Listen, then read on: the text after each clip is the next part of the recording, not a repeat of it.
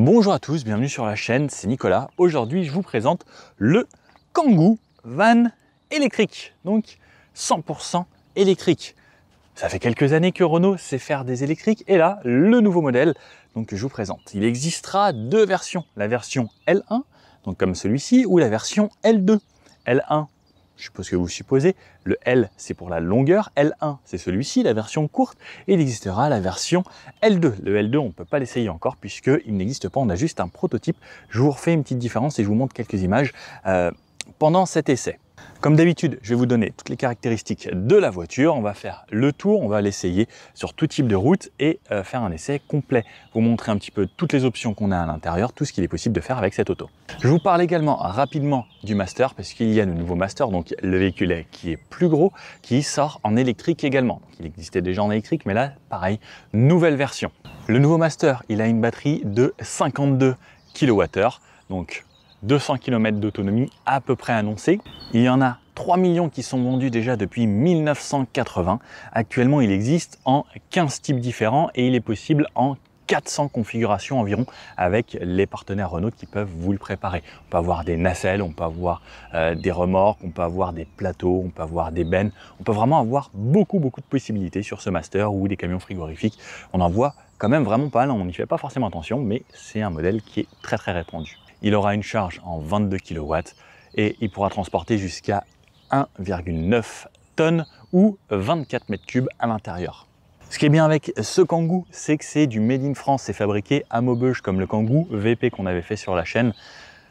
Il y a une possibilité aussi de hydrogène en complément des batteries sur les voitures, les Master surtout, et ça a quand même un avantage de prolongation. Alors l'hydrogène c'est pas encore très développé en France, mais ils y ont déjà pensé et ça se développe petit à petit. Le Kangoo, c'est 4,3 millions de véhicules vendus dans le monde depuis 1997, et oui, depuis 1997, c'est le Kangoo qui est un des principaux acteurs des petits vans de cette façon. Il existe pareil, beaucoup de versions, on peut le transformer en camion frigorifique, on peut le transformer en atelier, il y a plein de partenaires Renault et je vous montre après dans la vidéo un qui est déjà aménagé. Celui-ci, on a juste à l'arrière une partie vide avec un poids de 150 kg qui est chargé à l'arrière, donc je vous montrerai l'encombrement. La batterie de ce Kangoo, 45 kWh, c'est garanti 8 ans les batteries ou 160 000 km chez Renault. On a 45 kWh, 90 kW de puissance sur le moteur avant, ce qui est l'équivalent de 120 chevaux. C'est une voiture en traction. On aura deux types de recharge. On aura soit un petit chargeur avec 7 et 11 kW et ensuite on aura le 22 qui pourra monter en DC jusqu'à 80 kW. Pour la recharge un petit peu plus rapide. Au niveau des temps de recharge, si on est à 7, on sera environ en 6 heures de recharge. Si on monte à 80, en 37 minutes, on pourra passer de 15 à 80%, ce qui permet de regagner environ 170 km d'autonomie. Certains modèles seront équipés d'une pompe à chaleur, ce sera les modèles avec la charge plus rapide qui seront équipés avec la pompe à chaleur. Les autres, ce sera comme d'habitude une résistance qui va réchauffer la voiture. Ce qu'il faut savoir, c'est que sur ces véhicules, les Kangoo, il y a environ 30% des voitures qui sont transformées en voitures utilitaires, enfin un petit peu plus spécifiques que juste le véhicule comme on le voit à l'extérieur. Souvent à l'intérieur, il y a des transformations ou même à l'extérieur pour beaucoup. Au niveau des poids qu'on peut tracter ou intégrer dans la voiture, le Kangoo il peut tracter jusqu'à 1500 kg avec une remorque à l'arrière. Dans le L1, donc cette petite version, on pourra mettre 600 kg de chargement et dans le L2, on pourra ajouter jusqu'à 800 kg. Enfin, avoir 800 kg au total. Au niveau de la conduite, on aura 3 modes de régénération. 1, 2, 3 pour avoir un freinage électrique, donc ce qui permet d'éviter de toucher au frein. Si vous anticipez bien, vous allez encore user beaucoup moins vos plaquettes puisque ce sera les moteurs électriques qui vont régénérer de l'énergie. Et d'un côté, c'est mieux parce que c'est plus efficient, parce qu'à chaque fois que vous freinez, vous recréez de l'énergie que vous allez remettre dans la batterie. Donc ça reste quand même un vrai plus.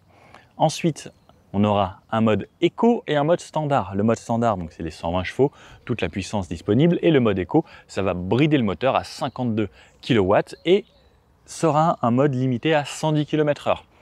La voiture est limitée à 135 km/h. Alors, pour un utilitaire, c'est largement suffisant pour beaucoup. Et surtout qu'en France, on est limité à 130, donc 135, ça laisse de quoi dépasser. Et après, je pense pas que vous fassiez souvent la course avec ce genre de voiture. Des nouveautés sur cette voiture, on peut voir une caméra là-haut et on peut voir ici un capteur. Donc on va avoir le front assist, pas mal d'aide à la conduite, mais surtout, on va avoir la conduite de niveau 2. Donc ça veut dire vous lâchez les mains, centrage de voix, régulateur adaptatif. Et ça, pour moi, c'est pour les professionnels que c'est ultra important. Parce que autant les clients, donc sur la chaîne, on utilise vraiment beaucoup de véhicules clients en particulier. Et les particuliers, alors ils conduisent un petit peu, ils vont au boulot et puis voilà. Alors que les gens, les professionnels qui utilisent ce genre de voiture, le boulot, c'est dans leur voiture. Il y a énormément de trajets. Et ben, pour moi, c'est normal que les véhicules professionnels aient toutes les aides à la conduite. Parce que, on fait quand même beaucoup de choses. On répond au téléphone, on signe des papiers, on se dit, ah, il faut que j'aille faire ça, regarder le planning, les agendas, les GPS, etc. Et ben, pour moi, je pense que il était primordial d'avoir ça. Et là, Renault, donc, l'a mis, les aides à la conduite, donc, conduite de niveau 2, ça veut dire régulateur adaptatif, centrage de voix, mais ça c'est un vrai plus. Alors sur l'avant, on peut reconnaître un Kangoo, quelque chose de très simple ici au niveau du capot, un bombage qui reprend un petit peu les styles qu'on a au niveau du capot, très simple. Sous le capot ici, on ouvre comme d'habitude, comme sur toutes les voitures, et on a les vérins et pas de frunk ici. Alors ça aurait pu être un petit plus d'avoir un petit frunk parce qu'en plus là on a un petit peu d'espace juste pour mettre les câbles, ça aurait été un petit avantage. Mais sinon, juste de quoi remplir son liquide lave-glace, les liquides de refroidissement et vérifier. Sinon ensuite tout le système de moteur qui est intégré à l'avant. Le gros logo Renault ici, maintenant donc le logo s'affiche toujours de plus en plus gros. C'est marqué Renault juste en dessous. La seule différence entre la version thermique et l'électrique, c'est cette calandre ici qui est un petit peu plus pleine parce qu'on n'a pas besoin de faire entrer d'air à l'intérieur pour refroidir un moteur ou des radiateurs. Du chrome qui vient se finir dans les feux, on a des feux à ampoule sur cette version, pas de full LED, pas de matriciel ou ce genre de choses.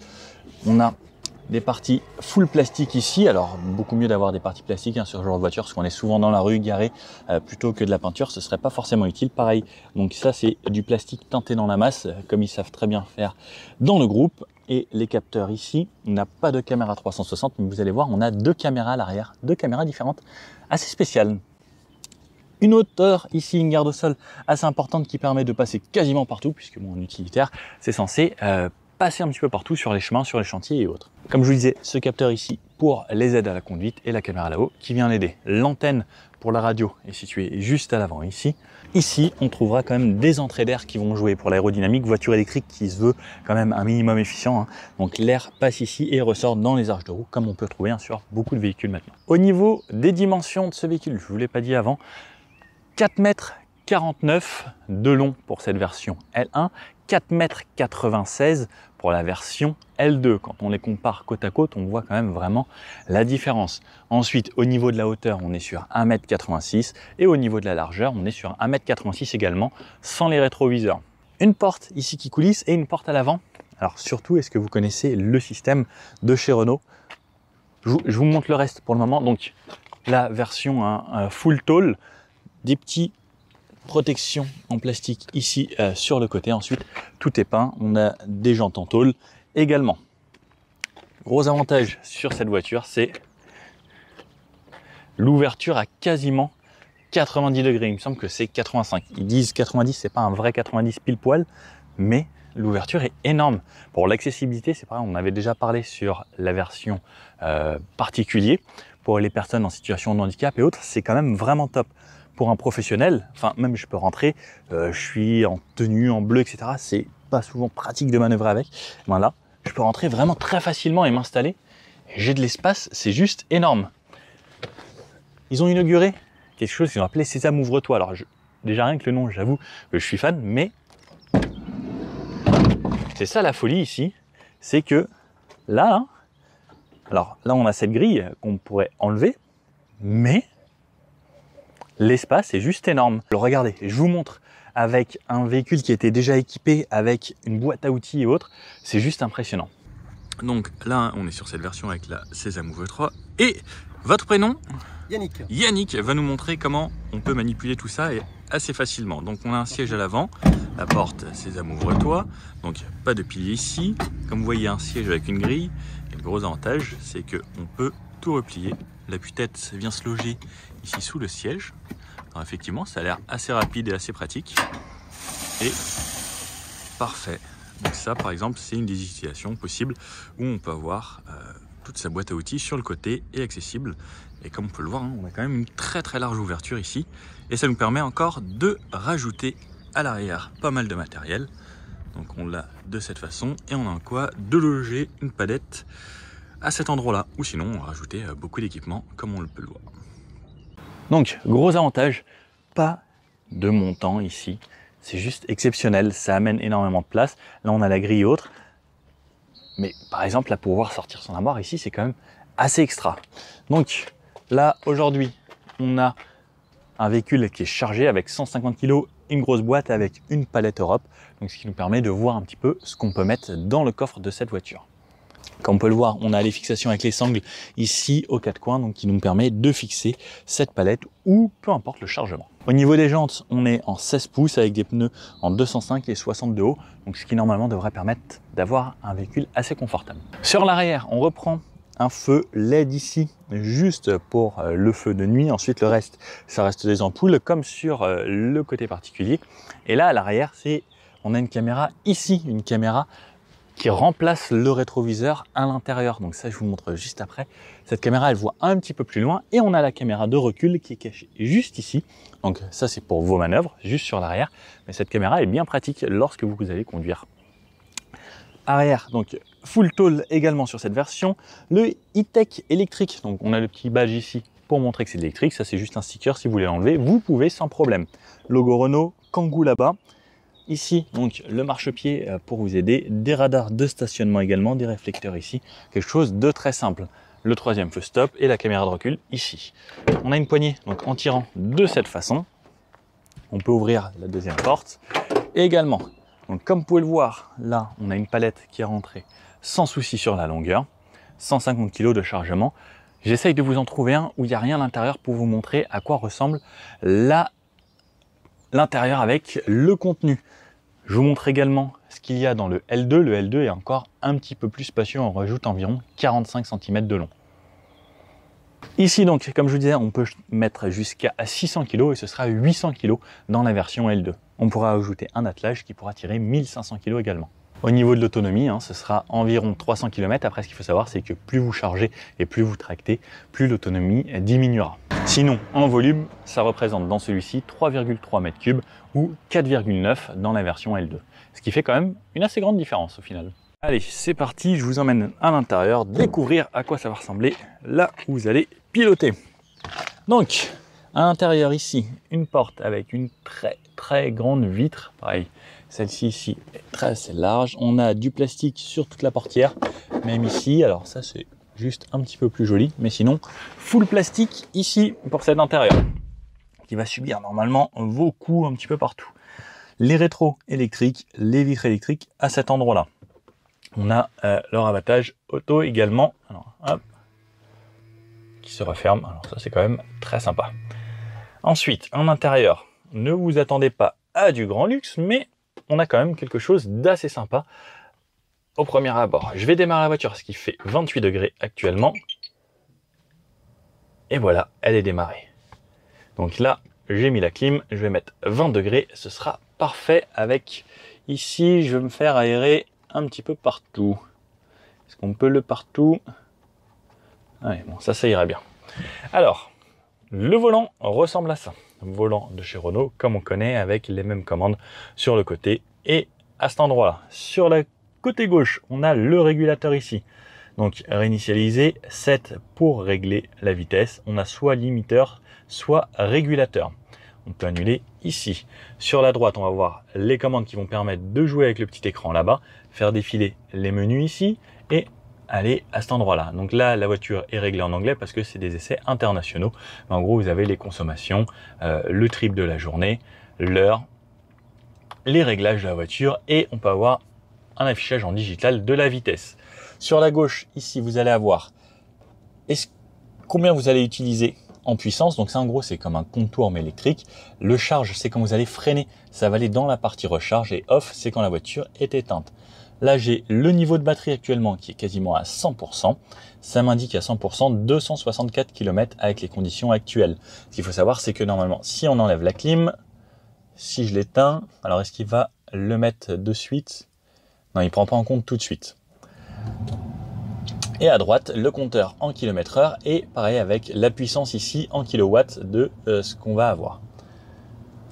Au-dessus, on a ici un grand rangement avec 2 ports USB type A, la prise 12 volts pour pouvoir recharger, mettre ce que vous voulez et un endroit avec un bac avec du grip et qui n'est pas full plastique au fond parce que sinon ça fait du bruit. On referme, ça c'est le truc le plus intelligent, alors c'est Dacia qui l'a inventé sur la Sandero il me semble, c'est vous pouvez mettre votre téléphone juste ici et ça pour connecter votre GPS, votre Apple CarPlay, Android Auto ou autre, c'est l'idéal, il est trop bien placé pour répondre aux appels, décrocher assez facilement et autres. Ça c'est vraiment un avantage et ça on peut le mettre de chaque côté, c'est pour ça qu'ici il y a un emplacement également. Ça, c'est la chose la plus pratique.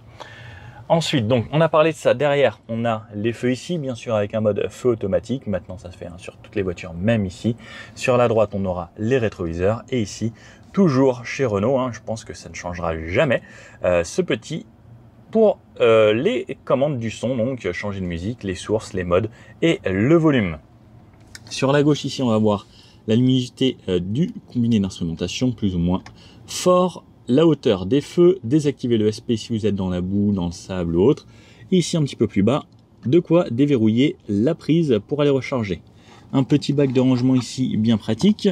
Le pédalier ressemble à ça. Sur la gauche on a un gros repose-pied. Et alors c'est un petit peu dommage. Regardez, je vous ouvre la porte. Mais là-haut c'est pas bien droit. Donc si vous avez le pied comme ça, sur les doigts de pied au fond là, ça va être un peu gênant. Il faudra le mettre un peu de biais. Bon, moi je fais un 44-45. Le volant est réglable, lui, en profondeur et en hauteur. Donc, on trouvera sa position. Ensuite, je vais commencer par là. Vous avez vu, donc là il y a un deuxième écran. Alors, le scintillement, ça cause la fréquence d'image. Mais donc là, on a un deuxième écran ici qui va nous donner la caméra sur la vue arrière. La caméra est de très bonne qualité et on voit vraiment bien. Alors j'aimerais bien tester de nuit, mais malheureusement c'est les tests que sur la journée aujourd'hui, mais en tout cas c'est bien pratique, on a les réglages également. Donc ça nous fait un écran là et un écran là. Cet écran-ci, donc il n'y a pas le même taux de rafraîchissement. Écran tactile, on peut voir ici, on va avoir tous les modes. Un home, donc qui sera ici. Le menu avec les applications, c'est plutôt rapide. C'est ce qu'on peut trouver chez d'autres voitures du groupe ici, les applications, les réglages, la musique, la navigation, la radio, etc. On a un port USB juste ici et on peut l'éteindre normalement si on veut de cette façon ou avoir vraiment en stand-by, couper juste la musique ou juste l'écran. Hop, et je peux revenir par exemple à ma navigation juste ici. Donc on a quand même le GPS intégré. Ensuite, ici on a le mode éco. Si je l'active, donc comme je vous disais, ça brille la voiture à 52 kW au lieu de 90, donc on divise quasiment par deux la puissance de la voiture, donc on va passer sur une voiture à 70 chevaux à peu près. Les warnings, le verrouillage et le parking automatique, donc avec le park assist juste ici. Donc la voiture va trouver une place et elle va se stationner elle-même. Ça c'est un petit avantage lorsqu'on doit se garer souvent. La touche pour démarrer la voiture, le bloc clim comme on connaît chez Renault, donc la vitesse de ventilation, la température où on fait se faire ventiler, dégivrage et les rétros dégivrants également. Une petite partie ici, on peut mettre son téléphone ou la clé de la voiture. La clé de la voiture, c'est toujours la carte de chez Renault, donc ouverture de coffre et on a la petite prise spécifique sur celle-ci. Le levier de vitesse ici automatique, puisque bien sûr sur l'électrique on n'a pas de rapport engagé. Parking tout en haut, je tire une fois, je passe en reculé avec la caméra de recul. Alors la caméra de recul est pas folichonne, Mais bon, on l'a quand même ici et on a en plus la caméra là-haut pour voir ce qui se passe plus loin. Le mode neutre et le mode drive. Donc ça, drive, c'est pour rouler. Ensuite, si on bascule sur le côté, on va voir le mode B. Le mode B, c'est le mode break qui va permettre de régénérer de l'énergie et freiner juste avec une seule pédale. Ensuite, je vais pouvoir sélectionner moins ou plus de récupération. Hop, et je repasse sur le côté en parking. Le frein à main se met ici automatiquement. Vous avez vu, c'est activé lorsque je suis passé en parking. Un petit peu plus bas, du rangement encore à cet endroit-là. Encore une prise 12 volts. Donc, ici, on peut mettre des calepins, des téléphones, des stylos et autres. Double porte-gobelet là. Un grand coudoir assez profond. Donc, le coudoir, lui, il n'est pas réglable ni en hauteur ni en avance. Les sièges ressemblent à ça. Donc, des sièges assez simples en tissu. On peut rentrer même avec un bon gabarit à l'intérieur. Les appuis-têtes qui ressemblent au nouveau de chez Renault. Donc, tout petit, tout fin. Et là, comme on peut le voir, donc on a cette grille ici avec un filet si l'on souhaite. La ceinture pour le passager, elle est là, accrochée sur un montant. Et là-haut, on a toujours les petits miroirs, un grand pare-soleil puisqu'on a un très très grand pare-brise et toujours là-haut du stockage, comme vous pouvez le voir juste ici. On a pas mal de place en vrai, hein. Plus, là je vous ai pas montré, mais encore un espace de rangement pour ranger ses documents et autres, et toujours cette grande, ici une plateforme, je vais appeler ça, parce qu'on a vraiment énormément de place pour mettre pas mal de choses. Je vous vois souvent les pros avec plein de catalogues, de fournisseurs et autres à cet endroit-là.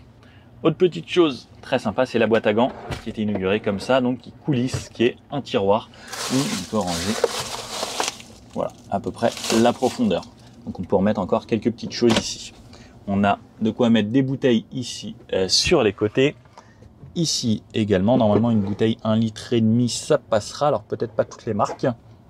Mais voilà pour l'intérieur. Donc je vous refais une petite vue avec cette grande partie vitrée tout ici.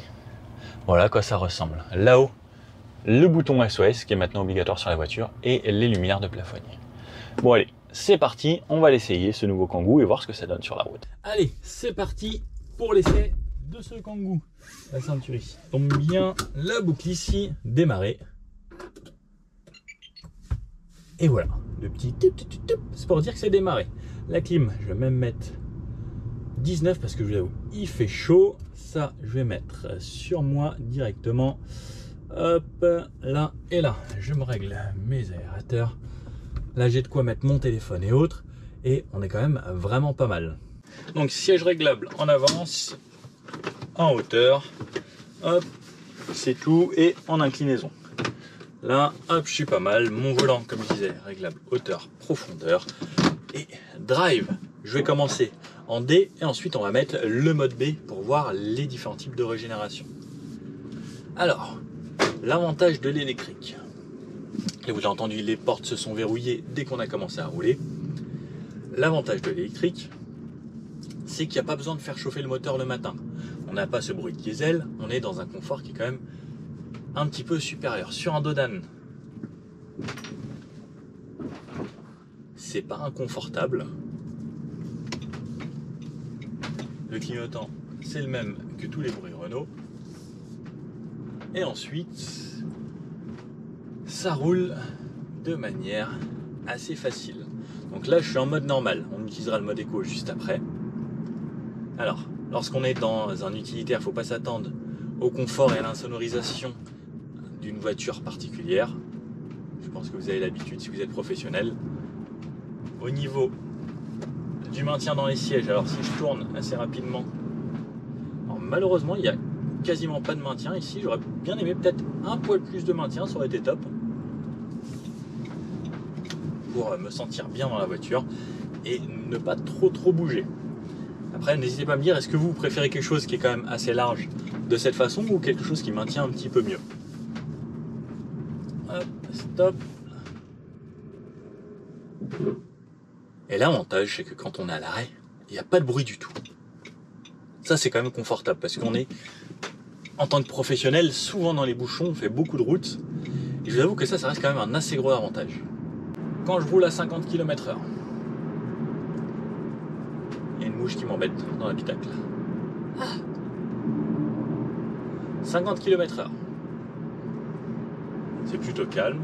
j'ai mon régulateur, comme je vous le disais, qu'on active directement au volant, cruise control, 50 km/h.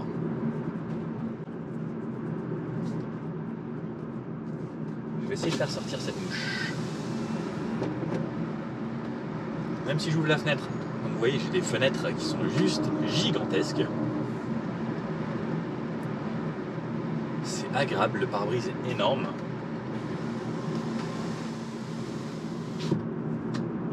C'est très confort. Au niveau de la puissance, je vois que j'utilise quasiment rien à 50.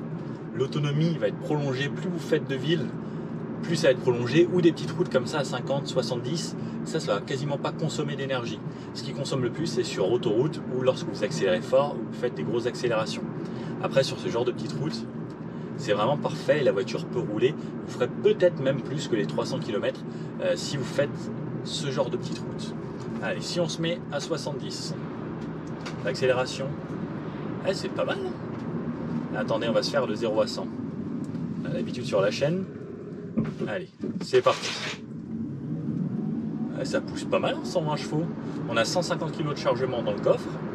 70, 80, 90, 97 et 100. Alors c'est pas une voiture de sport, mais on sent qu'il y a suffisamment de relance pour pouvoir s'insérer un petit peu partout et sans trop de soucis. Au niveau de la direction, une direction qui est assez réactive, c'est pas mal. Alors la voiture prend pas tant de roulis que ça puisqu'elle a été prévue pour accueillir pas mal de chargement, donc jusqu'à 600 kg à l'arrière. Donc on a des suspensions assez fermes, donc ce qui permet d'avoir une voiture plutôt réactive. Et elle n'est pas inconfortable, parce que souvent c'est beaucoup plus dur au niveau des suspensions, comme on va mettre du chargement, donc ça a été taré plus dur de base. Et là, c'est pas désagréable. Là, on va voir, là il y a un assez gros défaut sur la route. Alors, on va laisser passer le tracteur. Alors ça remue un petit peu, mais en vrai, c'est pas mal. Allez, on double. Ouais, les relances, en tout cas, comme ça en ville, c'est pas mal. Un Dodan ici. Bon, c'était un petit, mais ça se passe assez bien. Donc au final, ce confort est vraiment pas mal. Elle est agréable. Après, on a beaucoup de plastique un petit peu partout. Au niveau des genoux, c'est assez resserré ici au niveau du genou de droite. Ce que j'aime bien, c'est cette position. Il me positionne assez haut. Et ces grandes parties vitrées qui permettent d'avoir quand même de la luminosité qui rentre à l'intérieur. Parce qu'on a un intérieur quand même assez sombre. Comme l'arrière, c'est totalement fermé. Mais ces grandes fenêtres, ça apporte de la luminosité. Et je trouve ça agréable. Allez, on va passer avec le mode break. Le mode break, donc si je bascule une fois sur la droite, là il est activé en B2, là j'ai B1, B1, B2, B3. Alors, on va commencer par B3. Donc ça va ralentir là. B3, ça a l'air d'être la grosse régénération. B1, c'est la plus petite régénération. Donc, le B1, concrètement, c'est une sorte de roue libre. Comparé au mode D, B1, c'est vraiment très très faible comme régénération.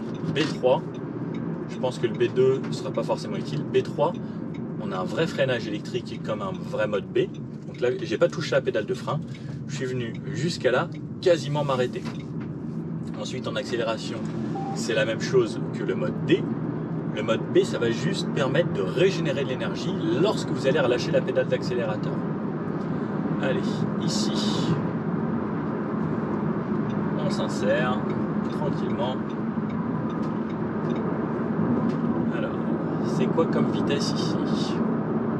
Il y a un radar. Ce qui est bien, c'est que je suis prévenu qu'il y a des radars. Les gens ont l'air de rouler à 90. C'était même 110. Bon allez, un petit bout à 90. J'ai pas de bruit de moteur puisque c'est de l'électrique. Donc ça c'est l'avantage de l'électrique. Par contre j'ai beaucoup de bruit de roulement d'air puisque la voiture n'est pas insonorisée. On a le métal directement à l'extérieur. J'ai mon régulateur comme je le disais. Et donc je peux me régler mon régulateur. hop, un 90 par exemple. Et je peux avoir donc le régulateur adaptatif. Alors je ne l'ai pas aujourd'hui sur cette version. Aujourd'hui j'ai que le régulateur.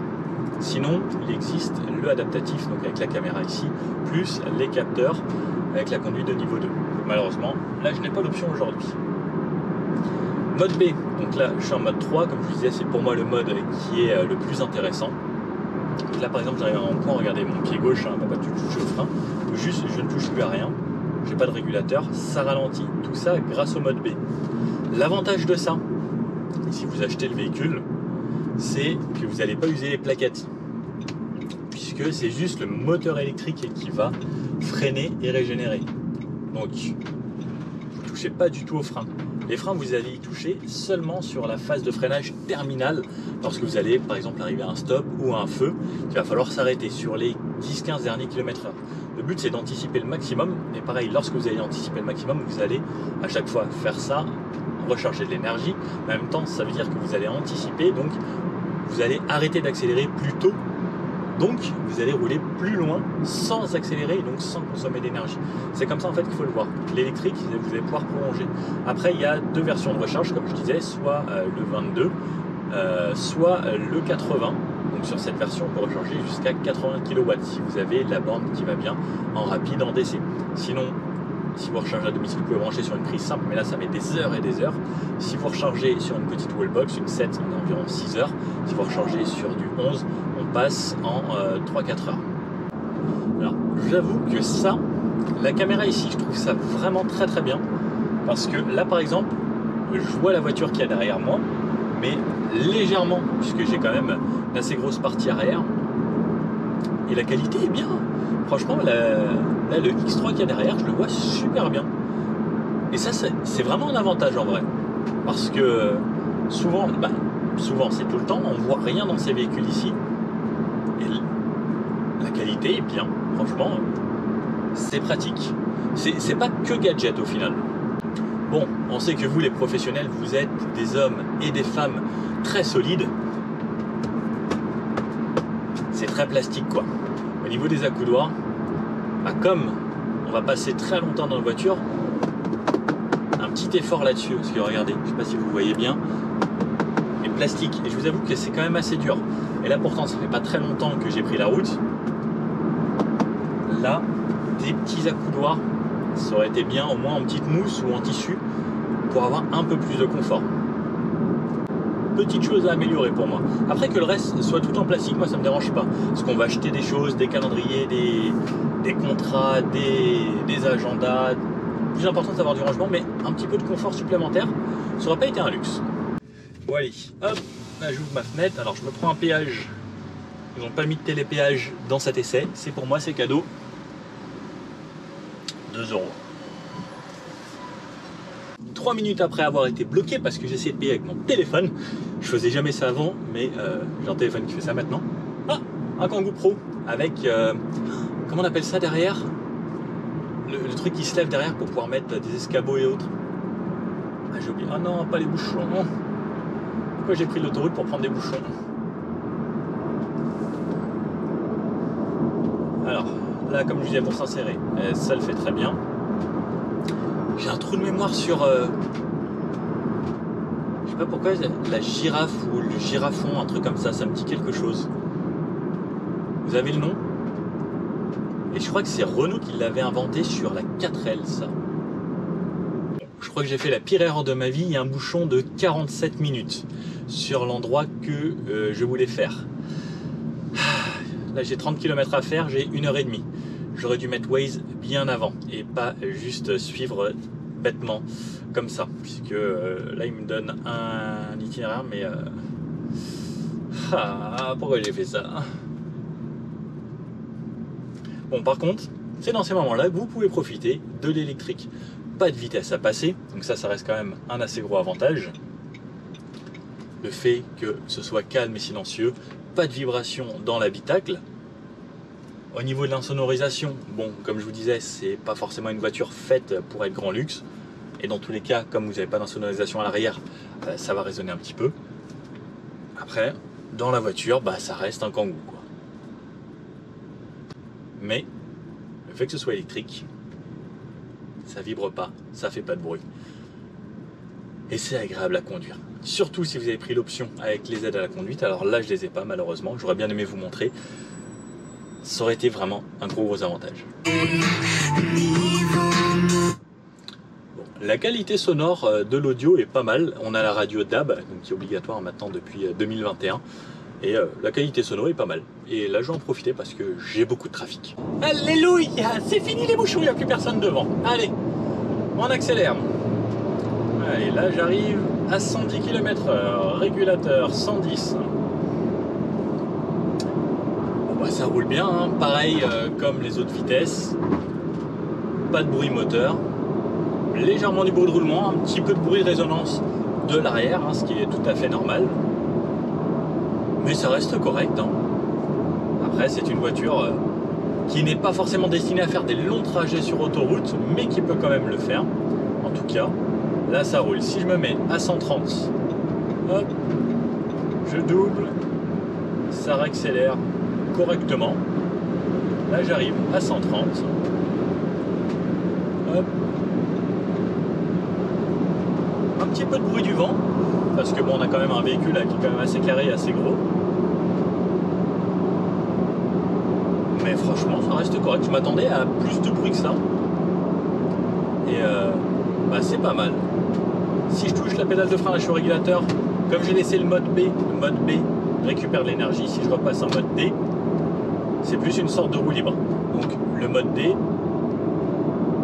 sur les voies rapides à privilégier, pour pouvoir garder du roulis lorsque vous accélérez, le mode B, lui, sera bien lorsque vous allez vouloir ralentir et pouvoir régénérer de l'énergie. Mais sur du roulant, le mode D sera beaucoup mieux, vaut mieux accélérer et laisser en roue libre. Donc, par exemple là, je laisse en roue libre, parce que ça ne consomme pas non plus.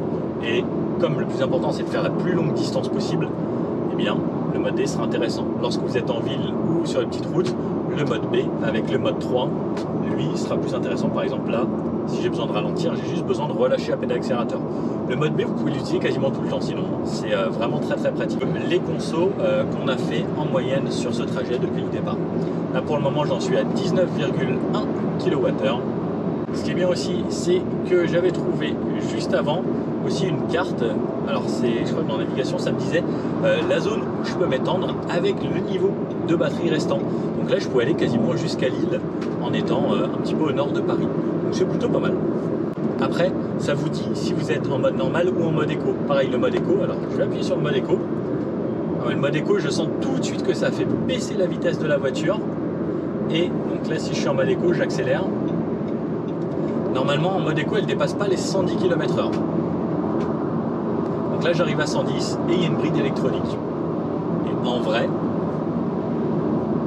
il n'y a pas une à moins que vous fassiez des gros trajets, mais entre 110 et 130, il n'y a pas une grosse différence. Mais par contre, ça pourra prolonger quand même pas mal votre autonomie. Parce qu'entre 110 et 130, il y a une grosse différence de consommation électrique sur une voiture. Ça, c'est assez important. Et il faut le savoir, quand on n'a pas l'habitude de l'électrique, la différence entre 110 et 130 est assez énorme. Donc là, test en mode éco. Le mode B fonctionne toujours en mode éco également. Et en mode éco, justement, utilisez encore plus parce que vous allez faire encore plus d'économies. Donc là, j'anticipe, je ne touche pas à mes freins, toujours. J'accélère. La direction est plutôt agréable, elle n'est pas trop légère, elle n'est pas trop lourde. Elle se manie bien. Et comme je disais, ce qui est bien, c'est que la voiture ne prend pas trop de roulis. Pourtant, on pourrait s'attendre à ce que ce genre de camionnette, ça penche dans tous les sens.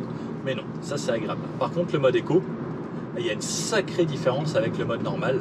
Parce qu'on bride la puissance et on divise quasiment par deux. Donc là pareil, j'anticipe, ça ralentit pas mal, et juste sur la fin, je pourrais freiner. Et encore là, j'en ai pas eu besoin.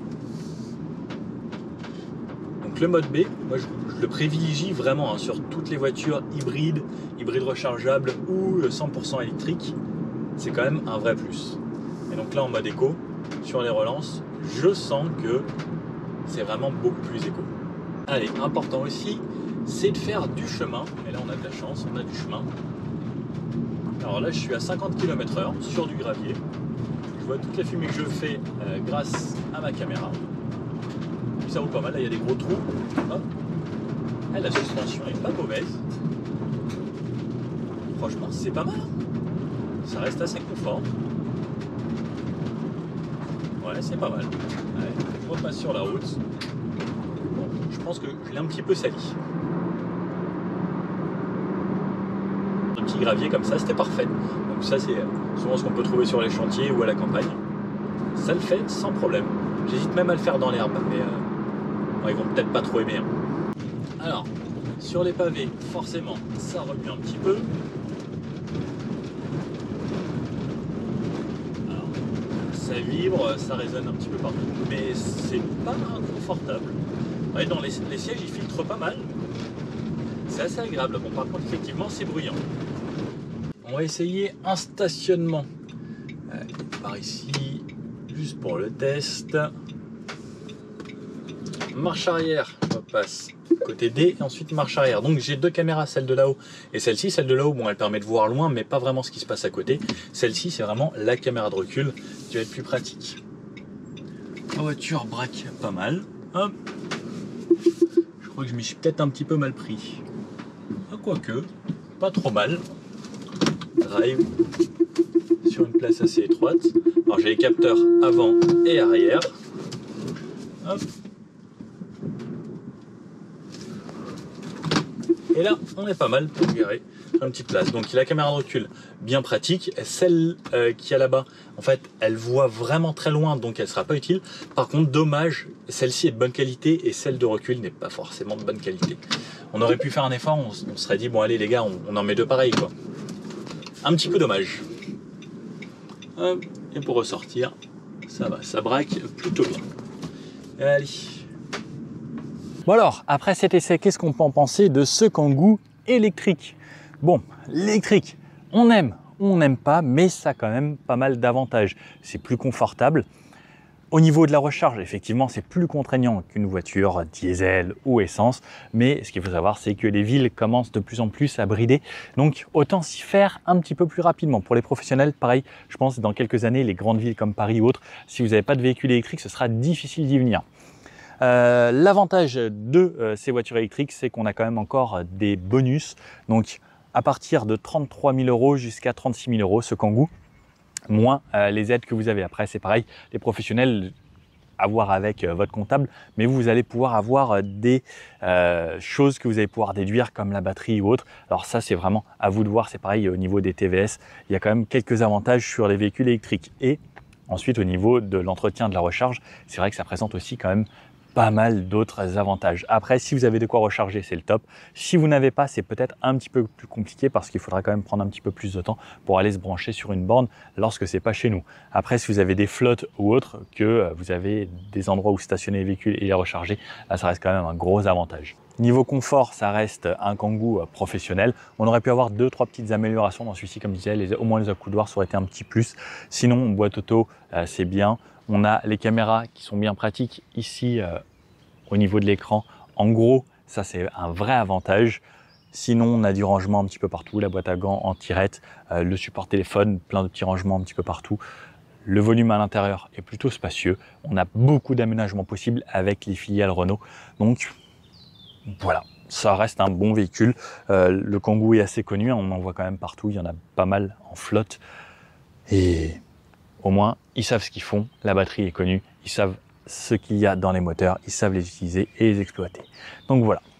Bon, si cette vidéo vous a plu, un petit pouce bleu comme ça, n'hésitez pas à mettre dans les commentaires si vous avez des questions, je ferai mon maximum pour vous répondre. J'ai essayé de détailler un petit peu tout ce véhicule. Si les utilitaires ça vous plaît et que vous êtes des pros et que vous voulez en savoir un petit peu plus sur les utilitaires, ça ne me gêne pas d'en faire de temps en temps puisque ça me change un petit peu du quotidien.